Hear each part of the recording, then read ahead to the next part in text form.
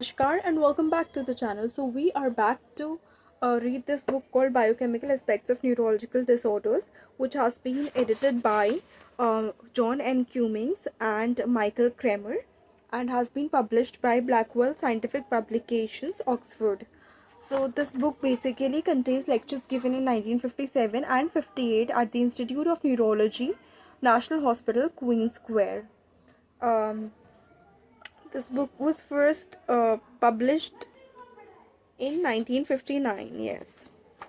So let's begin. We were already on the chapter called Biochemical Aspects of Pituitary and Adrenal Disorders, and this chapter has been particularly authored by Mr.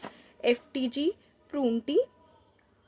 And this is the last video of this chapter. We have already made 7 videos of this 7 to 8 videos of this chapter before, and I'll attach the links here so you can listen to all those videos to understand the flow of the chapter.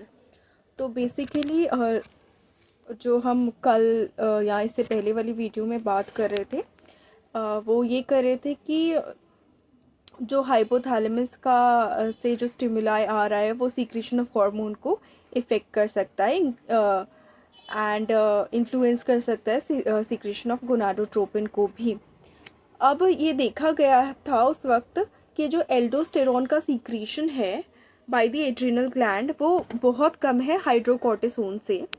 Aldosterone का unique structure होता है उसके aldol group के साथ. Aldol group क्या है? Basically एक molecule है दैट कंटेन्स अ हाइड्रोक्सी यानी OH 2 carbons away from carbonyl group either an aldehyde और अ कीटोन. तो 2 कार्बन दूर एक कार्बन ग्रुप से यानी मोस्टली एल्डिहाइड या कीटोन से दूर OH कंटेन करता है, उसको एल्डोल ग्रुपिंग कहते हैं. ये कंसर्न है with the powerful effects of the hormone exerts on electrolyte metabolism. ऐसा उस वक्त माना गया था कि इसी की एल्डोल ग्रुप की वजह से जो इलेक्ट्रोलाइट मेटाबॉलिज्म पे एल्डोस्टेरॉन का पावरफुल इफेक्ट होता है वो इसी वजह से होता है. सिंगल इंजेक्शन जो 250 माइक्रोग्राम ऑफ एल्डोस्टेरॉन का इंट्रामस्कुलरली दिया जाता था वो प्रोड्यूस करता था इंटेंस सोडियम रिटेंशन. साथ साथ increase of potassium excretion in urine भी देखा जाता था. और यदि एल्डोस्टेरॉन जो है फॉर लॉन्ग इनफ दिया जाता था तो वो प्रोड्यूस कर देता था बॉडी में डिप्लीशन ऑफ पोटेशियम, क्योंकि सोडियम रिटेंशन होता था और पोटेशियम एक्सक्रीशन होता था थ्रू यूरिन एल्डोस्टेरॉन के इफेक्ट से. अब ये जो रेसिप्रोकल चेंजेस होते थे सोडियम एंड पोटेशियम में यूरिन में, तो वो एक्सप्रेस किए जाते थे और अभी भी बहुत जगह बहुत टाइम किए जाते हैं as a ratio of sodium potassium which falls under the influence of aldosterone. Aldosterone से सोडियम रिटेंशन हो रहा है, पोटेशियम एक्सक्रीशन बढ़ रहा था. सिमिलर चेंजेस शो किए जा सकते थे सलाइवा में और स्वेट में, लेकिन इनकी वैल्यू जो है लिमिटेड थी, इसीलिए उनका इतना एनालिसिस नहीं किया गया. हम एल्डोस्टेरॉन सोडियम रिटेंशन कॉज करने के साथ साथ वाटर रिटेंशन भी प्रोड्यूस कर देता था. Well known disorder of water excretion seen in states of hypoadrenal corticalism Addison's disease में जो देखा जाता है वो देखा जाता है कि inability to concentrate urine normally and particularly the failure to respond with normally rapid diuresis when water is ingested.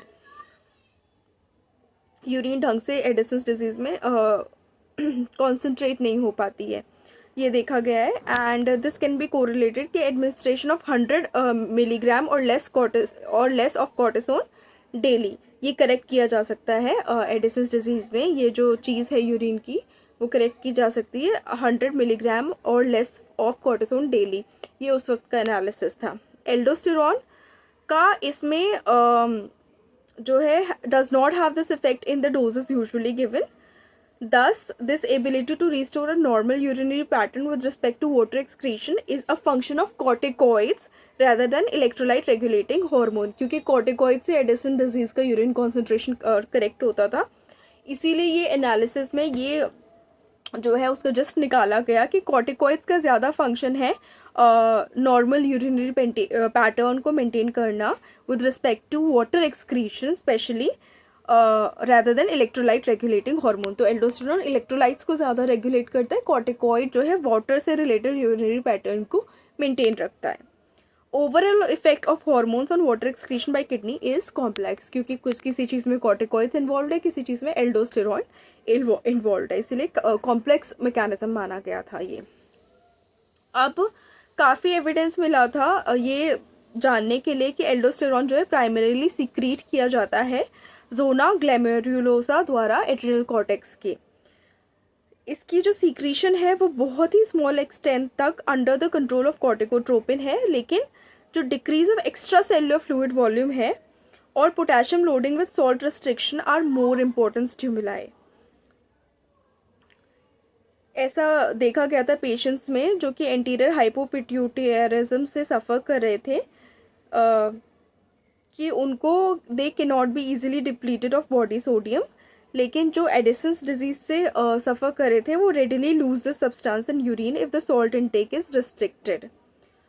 अब एडिसन्स डिजीज़ की कंडीशन में जो पैथोलॉजिकल प्रोसेस है जो कॉज करता है destruction of all layers of the adrenal cortex, जहाँ की जो इंटीरियर हाइपोपिट्यूटरिज्म की कंडीशन है उसमें कॉर्टिकोट्रोपिन डेफिशिएंसी प्रेजेंट होती है एंड जो फंक्शन जोना फेसिकुलेटा का होता है नॉट जोना ग्लैमेरुलोसा का, जो रिड्यूस हो जाता है एंटीरियर हाइपोपिट्यूटरिज्म में.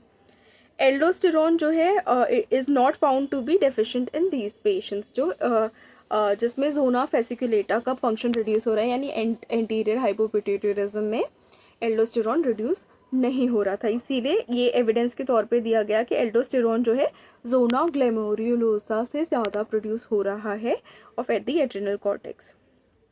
क्लिनिकली देखा जाता था कि जो इंक्रीज सीक्रेशन है एल्डोस्टेरोन का वो अकर होता है in patients who may only have